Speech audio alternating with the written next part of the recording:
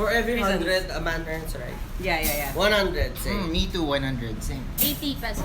I believe men and women in the Philippines are equal as of now. As of now, okay. I think what man can earn, a woman can earn. Yeah. also. A woman can earn more. Everybody pwede more! Maybe even more. But still, when it comes to corporate area or corporate jobs, men still get the higher pay than women. Okay. So it would be nice to have an. Well, even the only woman in that group was a little bit off from the results of the 2017 Global Gender Gap Report by the World Economic Forum. And that report found that on average, for every 100 pesos that a man earns in the Philippines, a Filipina earns 76 pesos. And this report is interesting precisely because the Philippines is quite known for having a relatively equal standing between men and women among the countries in the world. This is Jadine and this is the Express Podcast, a quick look into Philippine politics, economy, society, and whatnot for the rest of us. And in this episode, we look at women in the Philippines. How are we faring in gender equality in our society, and how it is to be a woman in one of the toughest careers for women at the time when media is under attack not only in the international scene but also in our own backyard. It is not bad in a sense that Filipinas are known to stand up for themselves. Okay. Like, I think I've known a lot of women journalists who just don't take, can I say shit? Who just don't take shit from anyone. So that's a good thing about Filipina journalists because first of all, you should be a strong woman to be in the field. As we know, no less than the president, even before he came to power, has offensive remarks on women. During our time, ang nire-rape doon siya, yung magaganda. One is, I do not have the permission, but theirs was a public one. Ang nire-rape doon talagang magaganda. Worth going to jail. And worth dying for. The president is describing a scale of beauty in women, where the ones who were raped before were so beautiful that they were worth going to jail and worth dying for. Hindi sa wala akong believe. I believe in the woman. The competence and capability. Pero hindi lahat sa buhay.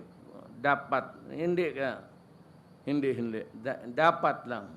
It's not appropriate. When you cannot stand threats and intimidation. In this one, he tries to draw the line in which women can be, quote-unquote, appropriately assigned to for work, where there are jobs with threats and intimidation not, quote-unquote, appropriate for women. Ingnan na inyong mga kauban. Ingon ni Mayor, ang order, atalala, ingnan mga sundalo. Itong ang mabay, ingnan nila. Tawag ka ron naman siya. Order bago ni Mayor. Di lang daw mo pat yun. Pusilon na mo bisong. Wala na bisong, wala na may silbi. He describes, jokingly, as if that is an excuse, how soldiers, instead of killing female rebels, should just be ordered to shoot them in their genitalia for them to be useless in the cause of the rebels. Quotes like this are often passed on as just jokes and not meant to be taken seriously. But in a country which is considered as the world's number 10 in terms of closing the gender gap with a score of 0.79 out of 1, we could question if the attitude towards women in these jokes are also carried on or reflected in the workplace. Now, the job that could be considered to deal hugely with people from different backgrounds and status is that of journalism. So we're here in a park in, where are we? Where are we right now? Sejong City. We're in Sejong City. I'm Patty Passion. I'm currently a scholar here in Sejong City in Korea. But prior to coming here in Korea, I was a journalist for 5 years in the Philippines. I mostly covered politics and development issues. It turns out that salary is not biased in journalism, but a more important point for journalists is opportunity. I think when it comes to the salary, it doesn't vary as much. But I think when it comes to, let's first talk about opportunities, because for example, there are coverage that you don't think women can cover. Like for example, in a war, Okay. there's this misconception that only men can be deployed to a war. But I see that it is already progressing, because during the last war in Marawi City in southern Philippines, Oh, this is the martial law. there were a number of female journalists who were sent to the field. So Would you say there's- like 50-50? not exactly, but it's not dominant. It was not dominated by male reporters. So we can say that female journalists are being given more opportunities as well, or like equal opportunities as their male counterparts. And then another concern for women in journalism is exactly dealing with the sources. The sources are the people that journalists interview on the field for information for them to actually do their work. I think for media, women are having a hard time. Like for example, dealing with sources. Like there are politicians or there are police officers that they're sometimes taking advantage of female journalists. Advantage? Yeah, like for example, catcalling, those kinds of things. It happens on the field because I don't know if it's part of culture, but I think some men have been so used to just saying these kinds of things to women to invite them over for something. Oh, really? That's being experienced by some women journalists. Which might not be surprising to some, but is definitely disturbing. Fortunately, there is a mechanism in place for these women to report any misdemeanor by the sources. Filipinas, they may be catcalled or they may be some sources may have sexual advances on them, but they can fight for themselves, and there's also a way of reporting. Like usually, since the media work is very, how can I say, like prone to these kinds of acts, usually the management backs these women up. There's support. there's a mechanism that will help them, not being able to feel scared of reporting about it. So I think that's a good part of it.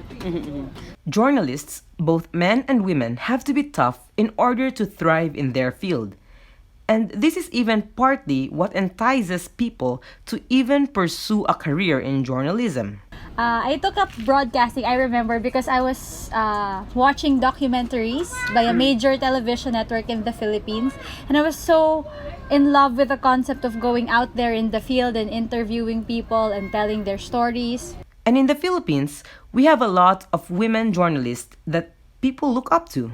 Of course, every Filipino journalist would look up to Cara David, Jessica Soho, Miriam Grace Go. And in this sense, we can say that the Filipina is not weak and incompetent and can definitely face threats and criticisms in the workplace, with journalists competing against each other based on skills and not on gender. Each journalist is competing with each journalist. It's not gender-based. Okay. It's really more of I'm happy to say that it's more of a skills-based. However, this does not mean the struggle to change the perception of women in the Philippine society is over.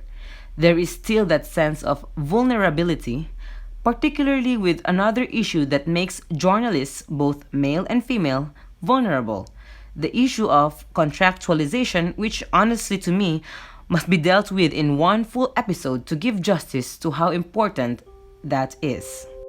I think just being uncomfortable, because usually when you're a journalist, you're sent to different parts of the country or even some parts of the world. I think it's just being able to settle in, because of course you will always the instinct is to always feel vulnerable as a woman. I think that's the challenge, but as long as there's support from your company to help you keep safe. I think it's very helpful. They usually ensure that you have like insurance or hazard benefits, but it doesn't happen for everyone because of the issue of contractualization. Because in the media there are workers that are working on a contract basis, Okay. and there are workers who are, the usual regular employment. Usually those contract workers are more vulnerable because they don't have like an official or formal support. Oh, yes. Because usually the regular workers, they all have all these benefits. all these benefits, but the contract workers, they are more like vulnerable to these. Are there a lot of contract? Yeah, because it's that issue erupted in the media industry I think in 2014, because of the high level of contractualization, because the management are claiming that we can't hire people because they're on the project basis. So some of the nature of the work, they need to be just contracted and not regular. But they just keep on renewing those contracts. So I think that's a very big issue in Philippine media.